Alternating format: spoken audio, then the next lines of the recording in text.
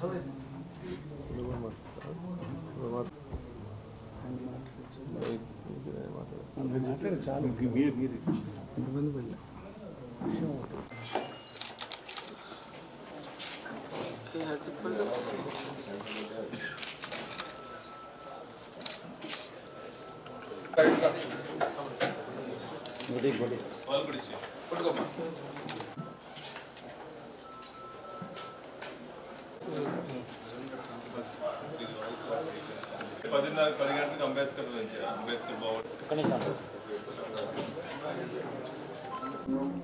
నమస్కారం.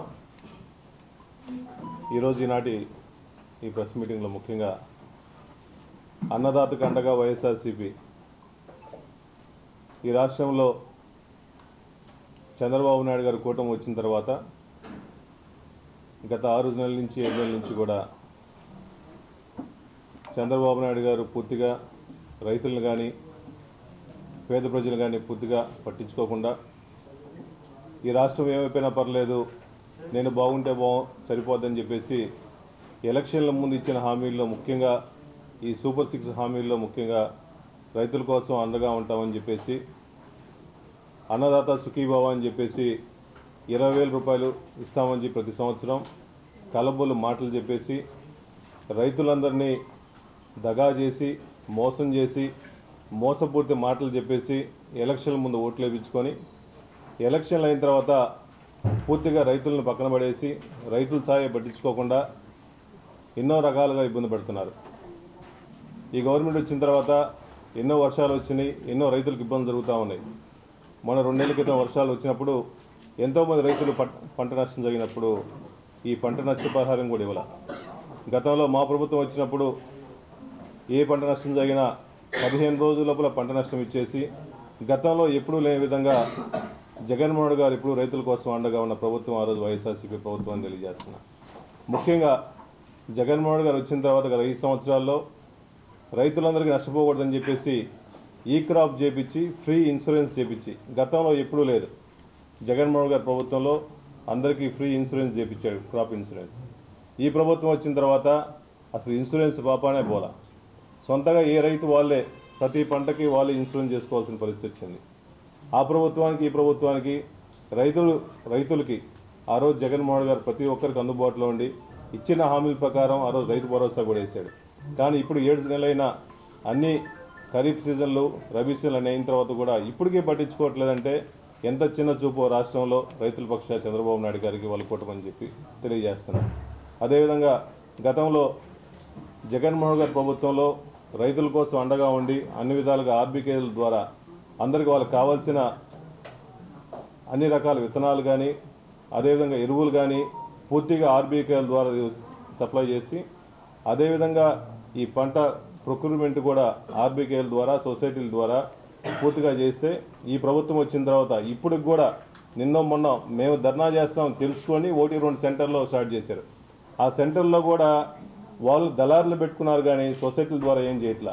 ఇప్పుడైనా అడిగితే ఒక్కో చోట 10 క్వింటాలు 20 క్వింటాలు తప్ప ఎక్కువ ప్రొక్యూర్మెంట్ చేయలేదు. అది కూడా వాళ్ళు ఈ రైతులు ఇప్పుడు వర్షాలు పడుతున్నాయి, వాళ్ళకి కనీసం మద్దతు ధర 1780 రూపాయలు ఇవ్వాల్సిన బస్తాకి ఇవ్వాల్సింది కూడా ఇవ్వకుండా 300 రూపాయలు 400 రూపాయలు తేమ శాతం ఎక్కువ ఉందని చెప్పేసి నానా రకాలుగా ఇబ్బంది పెట్టి రైతుల్ని 1350కి 1400 రూపాయలకి వాళ్ళు కొనే పరిస్థితి. సుమారుగా ఎకరానికి 15,000 రూపాయల దాకా ఒక ఎకరానికి రైతు నష్టపోతున్నారంటే ఈ వరి మీద ఈ ప్రభుత్వంలో చంద్రబాబు నాయుడు గారికి కళ్ళకు కనిపించలేదా? ఇంత విధంగా రైతులు ఇబ్బంది పడుతున్నారు, వాళ్ళని ఆదుకోవడం కోసం నీకు కొంచెం కూడా అనిపించలేదా? దయచేసి చంద్రబాబు నాయుడు గారు వాళ్ళ కూటమి కలిసి ఈ రైతులకు జరిగే ఇబ్బందులను పరిశీలించి తొందరగా వాళ్ళని ఆదుకోవాలని చెప్పి కోరుకొని కనీస మద్దతు ధర బస్తాకి 1780 రూపాయలు ఇవ్వాలని చెప్పి వైఎస్ఆర్సీపీ తరపున మా రాష్ట్ర ప్రెసిడెంట్ జగన్మోహన్ గారు మేమందరం కలిసి ఎప్పుడు గతంలో రైతుల కోసం మేము అండగా ఉన్నాం, ఇప్పుడు కూడా రైతుల కోసం రైతులు పోరాటం చేయడం కోసం ఎప్పుడూ అండగా ఉంటామని వైఎస్ఆర్సీపీ తరపున పోరాటం చేస్తామని తెలియజేస్తున్నాము. రేపు 13వ తేదీ వైఎస్ఆర్సీపీ పార్టీ తరపున అంబేద్కర్ భవన్ నుంచి ర్యాలీగా వెళ్ళి ఈ రైతుల కోసం మేము అండగా ఉంటున్నామని చెప్పేసి రైతుల కోసం పోరాడుతున్నామని చెప్పి వినతి పత్రం ఇవ్వడం జరుగుతుంది. అందరూ వైఎస్ఆర్సీపీ నాయకులు రైతులు కూడా ఈ ప్రోగ్రాంకి వచ్చి జయప్రదం చేయవలసిందిగా కూర్చున్నాము అన్నారు. కాబట్టి వాళ్ళకి ఎప్పుడు గౌరవించి ఎప్పుడు సహాయం చేస్తూ ఉన్నాం. కానీ గత 3 రోజుల నుంచి ఒక పేపర్ జ్యోతి పేపర్ ఫస్ట్ నుంచి రాసేది జెడ్పీనే లక్ష్యం. నెక్స్ట్ పేజీ చేజ్ అవుతున్న క్యాడరు జెడ్పీ లక్ష్యం. నిన్న వెళ్ళామా విన్నామా అంట. దీంట్లో కూడా జెడ్పీ చైర్మన్ విషయం. జగన్మోహన్ గారు పుణ్యమాని మేము మా జెడ్పీడీసీలు అమ్మ జెడ్పీ చైర్మన్ అయిన తర్వాత మొత్తం 56లో ఒక్కటి ఎలక్షన్ జరగలేదు. 50 జెడ్పీడీసీలు ఉన్నాయి. దాంట్లో ఎలక్షన్ల ముందు 4-5 జెడ్పీడీసీలు వెళ్ళారు. కొన్ని వాళ్ళ పరిస్థితుల ప్రకారం వెళ్ళారు, మేము అనలే. దాని తర్వాత ఎలక్షన్లు అయిన తర్వాత కూడా మేము ఎలక్షన్లు అనంతా జెడ్పీడీసీలో మీటింగ్ చేసుకొని మేమందరం ఒక ఆహ్లాదకరమైన ఒక ప్రాంతానికి విహారయాత్రకు వెళ్దామని ఆ రోజు అనుకున్నాం. మా సొంత డబ్బులతో మేము జెడ్పీడీసీలు తీసుకెళ్ళి మేము టూర్కి పోతే అసలు నీ ప్రాబ్లం ఏదో నాకు అర్థం కాల. మా డబ్బులు మేము ఖర్చు పెడతాం, నీ డబ్బులు కాదు కదా. మా డబ్బులతో మా జెడ్పీడీసీలని మా పార్టీ క్యాడర్ని విహారయాత్రలు తీసుకెళ్తే నీకు ప్రాబ్లం ఏంది? అది కూడా డ్రామా, అది కూడా రాజకీయం అని చేస్తాడు. మళ్ళీ నేను రాస్తుంటాడు. నేను ప్రకాశం జిల్లా పార్టీ ప్రెసిడెంట్ అయిన తర్వాత మా క్యాడర్కి మేము మా రీజనల్ కోఆర్డినేటర్లు కారుము నాగేశ్వరరావు గారు, అదేవిధంగా చెవిరెడ్డి భాస్కర్ రెడ్డి గారు పార్లమెంటు పరిశీలకులు, మేమందరం కలిసి ఈ రాష్ట్రంలో జరుగుతుంది వైఎస్ఆర్సీపీ కార్యకర్తల మీద అన్యాయంగా కేసులు పెడుతున్నారు, మా కార్యకర్తలకు అండగా ఉండాలని చెప్పి ప్రతి కాన్స్టిట్యున్సీలో పోయి మేము కార్యకర్తల క్యాడర్కి భరోసా ఇచ్చే కార్యక్రమం పెడితే దాన్ని కూడా జెడ్పీ చైర్మన్కి లింక్ పెడతారు. మేము ఆ క్యాడర్తో మాట్లాడడం కూడా సమస్య అయిపోయింది. దాంట్లో మళ్ళీ మా అక్కడ వాళ్ళ అభ్యర్థులకి భోజన వసతులు కూడా మేమే అరేంజ్ చేస్తున్నామంట. ఏమనుకున్నారు అసలు? వైఎస్ఆర్సీపీ పార్టీ ఇప్పటి నుంచో పోరాటం చేస్తూ ఉన్నాం. భోజనాలు ఎంతమంది వేల మందికి సప్లై చేసి డబ్బులు ఖర్చు పెట్టి కార్యకర్తల కోసం ప్రజల కోసం అండగా ఉండి ప్రతి ఇన్ఛార్జి వాళ్ళు సొంతగా ఖర్చులు పెట్టుకొని వాళ్ళ పార్టీ క్యాడర్ను పోషిస్తుంటే మేము పెట్టాల్సిన అవసరం ఏముంది? ఇటువంటి దరిద్రపు రాతలు దయచేసి మానుకోవాల్సిన కూర్చున్నాం. అదేవిధంగా నిన్న మేము ఎంపీపీలు జెడ్పీడీసీలు అందరూ మేము ఫోటోలు తీసుకోవాలి, మా సమస్యలు తెలియజేయాలని చెప్పేసి జగన్మోహన్ గారిని మేము అడిగితే ప్రతి జిల్లా నుంచి కూడా అందరూ ఉమ్మడి జిల్లాల నుంచి కూడా జగన్మోహన్ కలిసి వాళ్ళ సమస్యలు తీసుకోవడం కోసం నేను కలవడం జరిగింది. వెళ్ళామా విన్నామా అంట. జగన్మోహన్ గారు క్లియర్గా ఆయన సందేశం చెప్పిన తర్వాత సుమారుగా 4 గంటలు ప్రతి కార్యకర్త సమస్యలు వింటూ, ఏమైనా సోషల్ మీడియా కార్యకర్తల సమస్యలు ఉన్నాయా, ఎంపీపీల సమస్యలు ఉన్నాయా, జెడ్పీడీసీల సమస్యలు ఉన్నాయి, మండల క్యాడర్ అందరితో సుమారు 4 గంటలు ఆయన స్వయానా కూర్చొని 250 మంది 4 గంటలు స్పెండ్ చేశాడు. ఏ ముఖ్యమంత్రి ఎక్స్ సీఎం అయినా ఇంతసేపు కార్యకర్తలతో ఎప్పుడు గడపలా నిలబడి మాకే ఆశ్చర్యం వేసింది. అంతలోన మా ఎక్స్ సీఎం గారు, మా పార్టీ ప్రెసిడెంట్ గారు క్యాడర్ కోసం టైం కేటాయిస్తే ఆయన వినలేదంట, ఆయన మాడంట. జగన్మోహన్ గారు ఎప్పుడు పేద ప్రజల కోసం కృషి చేస్తూ ఉంటాడు, క్యాడర్ కోసం సహాయం చేస్తాడు. దాంట్లో కూడా మళ్ళీ మా జెడ్పీ చైర్మన్లు కాకపోవడం కోసం జెడ్పీసుకొని రాశాడు. 3 రోజులు రాసి ఇంక రేపేం రాస్తా? ఇంక ఈ రాష్ట్రంలో ఈ జిల్లాలో చాలా సమస్యలు ఉన్నాయి. రైతుల సమస్యలు ఉన్నాయి, కరెంట్ సమస్యలు ఉన్నాయి, రైస్ మాఫియా జరుగుతుంది, ఇసుక మాఫియా జరుగుతుంది, అధికారులు పోలీసు వాళ్ళు సోషల్ మీడియాలో కేసులు పెడుతున్నారు. ఇన్ని దయచేసి రాయండి. ఇలా లేకుండా జెడ్పీడీసీలు జెడ్పీ చైర్మన్ అంట. ఒకటే గుర్తుపెట్టుకోండి, మాకు ఇచ్చిన అధికారం 5 సంవత్సరాలు. 5 సంవత్సరాలు అదే సీట్లో కూర్చుంటాం. ఏదో నువ్వు టీడీపీ పక్షాన్ని నువ్వు పోరాడుతున్నట్టున్నావు, ఇంకా 9 నెలలు ఉంది, అవిశ్వాసం పెడతాం. చెప్పాల్సింది వాళ్ళు, నీకెంత ఉత్తరా? నువ్వేనా ఆ టీడీపీ తరపున నువ్వేం చేస్తున్నావు? అప్పుడు జ్యోతి పేపర్ అని తీసేసి టీడీపీ పేపర్ అని రాసుకో, లేదంటే కూటమి పేపర్ అని రాసుకో. వాళ్ళ తరపున ఎందుకు మాట్లాడుతున్నావు నువ్వు? దయచేసి ఒక బాధ్యతగా ఉన్న పత్రికలు నడిపేవాళ్ళు, ఓ సంస్థలు నడిపేవాళ్ళు నీట్గా పద్ధతిగా రాసుకుంటే బెస్ట్. ప్రజల సమస్యల కోసం పోరాడండి. మీరు ఎన్ని చేసినా మా అమ్మని దించలేరు. మా జెడ్పీడీసీలు వైఎస్ఆర్సీపీలో గెలిచిన వాళ్ళు 1-2 తప్ప, కొంతమంది తప్ప అందరూ మా పక్షాన ఉన్నారు. నిన్న కూడా జగన్మోహన్ కలవడానికి సుమారుగా 40 మంది జెడ్పీడీసీలు వెళ్ళాము. ఇంకా 45 వాళ్ళకి హెల్త్ ప్రాబ్లం లేక మాకు ఇన్ఫామ్ చేసి ఆగారు. 25 మంది జెడ్పీడీసీలు మాకున్నారు, 20 జెడ్పీడీసీలు అంటే వాళ్ళు చెప్పే బోలు నువ్వు చెబుతున్నావు. ముందు ఉంటే టవల్ లేపించుకో. దయచేసి రాతలు మాకు ఇంకా ఇప్పుడు సుమారుగా 20 సార్లు రాసి ఉంటావు. ఈ ఎలక్షన్లు అయిన తర్వాత జెడ్పీ చైర్మన్లు అవుతున్నారు, జెడ్పీ అవిశ్వాసం పెడతారు 20 సార్లు. ఇంకెన్నిసార్లు రాస్తుంది? 3 సార్లు కంటిన్యూస్గా రాసావు. 3 రోజులు కంటిన్యూషన్. దయచేసి ఆపి విలువలతో విశ్వసనీయతతో పేపర్ నడపాల్సిందిగా కోరుచున్నాం. ప్రజా సమస్యల మీద జగన్మోహన్ గారు ఉన్న టైంలో ముఖ్యంగా ఈ రాష్ట్రానికి మా జిల్లాకి వెలుగొండ డెవలప్మెంట్ 2 టన్నులు కంప్లీట్ చేసింది మేమే. రామాయపట్నం పోర్టు కంప్లీట్ చేయబోయింది మేము. ఫస్ట్ బెర్త్ కంప్లీట్ చేసిందని జగన్మోహన్ గారు చెప్పారు. మార్కాపురంలో మెడికల్ కాలేజీ స్టార్ట్ చేసింది మనమే. ఇన్ని అభివృద్ధి పథకాలు ఇన్ని పేద ప్రజల కోసం ఇన్ని ఇస్తుంటే ఈ పోర్టులని ఈ మెడికల్ కాలేజ్ వాళ్ళు ప్రైవేటీకరణ చేస్తున్నారు, మనం సంపదను సృష్టిస్తున్నాము, వాళ్ళకి సంపదను కొల్లగొడుతున్నారని చెప్పేసి మెయిన్ టాపిక్ ఒకటి. కార్యకర్తలకు ఎప్పుడు అవసరం వచ్చినా మీ పార్టీ ప్రెసిడెంట్లు మీ ఇన్ఛార్జీలు అందుబాటులో, నేను కూడా మీకు అందుబాటులో ఉంటాను.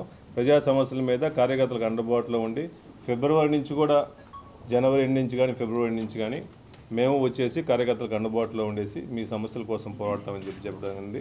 ముఖ్యంగా కార్యకర్తలకి ఎంపీపీలకి జెడ్పీటీసీకి ధైర్యం కల్పించే ప్రోగ్రాం కాబట్టి నిజంగా ఈ ప్రోగ్రాం పెట్టడం చాలా అందరూ ఎంపీపీలు జెడ్పీటీలు సంతోషంగా ఉన్నారు, మండల క్యాడర్ కూడా సంతోషంగా ఉన్నారు.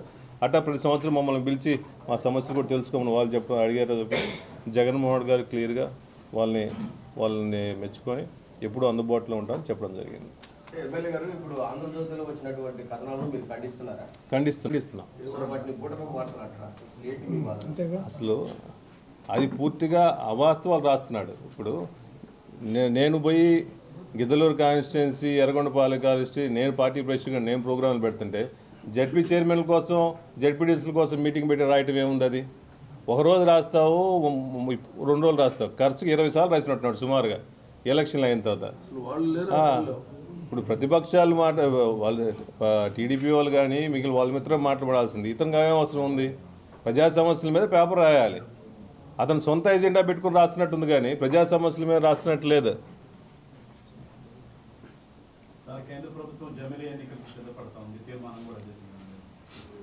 కేంద్ర ప్రభుత్వం జమిలీ ఎలక్షన్ కంటే మేము హ్యాపీగా ఉంటాం, మేము రెడీగా ఉంటాం. ఇంకా 27 ఎలక్షన్లు వస్తాయని చెప్పి అందరూ చెప్తా ఉన్నారు. మా పార్టీ మేము స్వాగతిస్తున్నాం, మా జగన్మోహన్ గారు కూడా అదే చెప్తున్నారు, స్వాగతిస్తాము. ఇప్పుడు జిల్లాలో ప్రెజెంట్ వైసీపీ అనేది కాన్స్టిట్యూన్సీ యాక్టివ్ లేదు. సో మీరు జిల్లా అధ్యక్షులు అయిన తర్వాత జిల్లాలో గత 2019, 2024 టైంలో అసలు టీడీపీ కనపడలా. కరెక్ట్గా ఎలక్షన్లకి 3 నెలల ముందు 4 నెలల ముందు వచ్చారు. కానీ ఇప్పుడు వాళ్ళు ఎన్ని ఇబ్బందులు పెడుతున్నప్పుడు కూడా ప్రతి కాన్స్టిట్యున్సీ నుంచి 3 నెలలు అయిన తర్వాత మేము ఎర్రగొండపాలెం కానీ గిద్దలూరు కానీ దర్శి కానీ ఈరోజు కనిగా చూస్తుంటే సుమారుగా కార్యకర్తల మీటింగ్ గతంలో ఎప్పుడూ లేని విధంగా 3000 మంది 4000 మంది వాళ్ళే స్వచ్ఛందంగా వచ్చేసి మేము వైఎస్ఆర్సీపీకి అండగా ఉంటాము, మళ్ళీ జగన్మోహన్ గారు సీఎం చేసుకుంటాము, అభ్యర్థుల్ని గెలిపించుకుంటామని బయట గట్టిగా తిరుగుతున్నారు. అంటే ఇప్పుడు వైసీపీ క్యాడర్లో ఎక్కువ శాతం జిల్లా క్యాడర్ లేదు, తర్వాత మండల క్యాడరు, తర్వాత నియోజకవర్గాలు, వీటన్నిటిని ఎస్టాబ్లిష్మెంట్ చేయడానికి మీరు ప్రణాళిక రావాలి. ప్రతి పార్టీకి ప్రతి సంవత్సరం ఒక మండల కన్వీనర్లు కానీ జిల్లా బాడీలు కానీ స్టేట్ బాడీలు కానీ కొన్ని అనుబంధ సంస్థలు కానీ ప్రతి సంవత్సరం జరుగుతున్నాయి. క్యాడర్ స్ట్రెంథనింగ్ కోసం కూడా అదే కార్యక్రమం జరుగుతూ ఉంది. ఇప్పుడు సంస్థాగత వాటికి బాడీలు కూడా ఏర్పాటు చేస్తాం, నిర్మాణం జరుగుతూ ఉంది. అదే భాగంలో ఇప్పుడు అన్ని కాన్స్టిట్యూన్సీలు తిరిగేసి మంచి అభ్యర్థుల్ని పార్టీ కోసం కష్టపడే వాళ్ళు ప్రతిపక్షంలో ఉన్నప్పుడు ఎవరు మంచి వాళ్ళు అని చెప్పి మేము కూడా సెలెక్ట్ చేయడం. నిన్న మేమందరం విజయవాడ పోయినప్పుడు జగన్మోహన్ రెడ్డి గారు రైతుల గురించి రేపు కార్యక్రమాన్ని గురించి కలెక్టర్ ఆఫీస్లో ఏమని చెప్పారు. అదేవిధంగా ఏంటంటే రైతులు చాలా నష్టపోయి ఉన్నారు. గతంలో జగన్మోహన్ రెడ్డి గారు ముఖ్యమంత్రిగా ఉన్నప్పుడు రైతులకి సంవత్సరానికి 13,500 ఇచ్చేవాడు ప్రతి రైతులకి, ఇబ్బంది లేకుండా చేసేటప్పుడు. ఇప్పుడు రైతులకి చంద్రబాబు నాయుడు వచ్చిన తర్వాత సంవత్సరానికి 20,000 ఇస్తానన్నాడు. 20,000 రైతులకి ఈనేయలేదు. ఈరోజు మేము రైతులు ఒడ్లు తడిసిపోయి నానిపోయి ఎండలో నీళ్లు మొక్కలు మొలిసి అంతా చండాలంగా ఉంటే వాళ్ళకి గిట్టుబాటు ధరలే లేవు. రైతులకి అంత ఇబ్బంది పడతారు రైతులు ఉంటే ఇప్పటికి అసలు పట్టించుకొని ఈ ప్రభుత్వం మొక్కజొన్నలు కానీ పొగాకు కానీ ఏదైనా కానీ రైతులు నష్టపోవటం బాగా నష్టపోతున్నారు. ఈ నష్టపోయే వాళ్ళకి మనకి చంద్రబాబు నాయుడు ఏమీ అసలు పట్టించుకోవట్లేదు. ఏంటంటే దయచేసి రైతుల్ని ఆదుకోవాలని చంద్రబాబు నాయుడు గారిని నేను కోరుకుంటున్నాను. అదేవిధంగా ఏంటంటే 3 రోజుల నుంచి జ్యోతి పేపర్లో నేను గెలిచిన తర్వాత నేను చైర్మన్గా అయిన తర్వాత మా జడ్పీటీసీలను అందరినీ గెలిచిన సందర్భంగా అందరినీ జడ్పీటీసీలని కూడా కాకుండా వాళ్ళ ఫ్యామిలీతోటి అందరినీ మేము ఏదో ఒక యాత్రలు తీసుకుపోదామని మేము ఆ రోజు చెప్పడం జరిగింది. దాన్ని ఏదో ఒక రాద్ధాంతంగా చేసి పేపర్లో రాయటం అది మంచిది కాదని నేను చెబుతున్నాను. నేను జిల్లా పరిషత్ చైర్మన్ అయిన తర్వాత కారుణ్య నియామకాలు కానీ ఏ ఉద్యోగాలైనా కూడా జిల్లా పరిషత్తులో నేను ఒక్క పైసా కూడా కాదు, అస్సలు దాన్ని జడ్పీలు అంతా ఫ్రీగా నేను ఉద్యోగాలు అందరికీ ఇవ్వటం జరిగింది. అప్పుడు ఇవ్వటం జరిగింది. ఇప్పుడు తర్వాత ఏంటంటే ఈరోజు 56 మంది జడ్పీటీసీల్లో ఒక జడ్పీటీసీ మటుకు పొదల జడ్పీటీసీ ఎలక్షన్ జరగలేదు. అప్పుడు 55 మంది ఉన్నారు. 55 మందిలో మా ప్రభుత్వం ఉన్నంతకాలం 55 మంది జడ్పీటీసీలు మాతోటే ఉన్నారు, ఎటు పోలేదు. ఈరోజు పేపర్లో ఒకరోజు 29 మంది జడ్పీటీసీలు పోయారంటారు, ఒకరోజు 9 మంది పోయారంటారు. ప్రతిరోజు పేపర్లో చూడటమే 3 రోజుల నుంచి. నా మీద ఎందుకు ఇట్లా రాస్తున్నారు ఆంధ్రజ్యోతి పేపర్ వాళ్ళు? మరి ఎవరో పోయే వాళ్ళు ఎవరో చూపించమని పోయిన వాళ్ళని టవల్ వేసుకొని వాళ్ళని తిరగమనండి. పోయే వాళ్ళని కొంతమంది బాగలేక ఆరోగ్యం బాగలేక హైదరాబాద్ హాస్పిటల్లో చూపించుకోవటం జడ్పీటీసీలు వాళ్ళు చూపించుకోవటానికి పోరు. అది కూడా ఒక రాద్ధాంతకం. రాలేదు జడ్పీటీసీలు అందరినీ మేమంతా బలవంతం పొంది తీసుకుపోయామని పేపర్లు వేసారు. ఇవాళ నిన్న తాడేపల్లికి బలవంతంగా మేము జడ్పీటీసీలని అందరం మా వాళ్ళు అంతా ఎటు పోయేవాళ్ళు కూడా కాదు మా జడ్పీటీసీలు. కాతే 4-5 పోయారేం కానీ టీడీపీలోకి. మా జడ్పీటీసీలు మా వాళ్ళు అంతా వైఎస్ఆర్ పార్టీలోనే ఉంటారు. ఎప్పుడు మేమందరం కలిసిమెలిసే ఉంటాము వైఎస్ఆర్ పార్టీకి. వాళ్ళు ఈ రాతలు మానుకోవాలని నేను చెబుతున్నాను. నా మీద ఇటువంటి రాతలు మానేసేయండి జడ్పీసీ.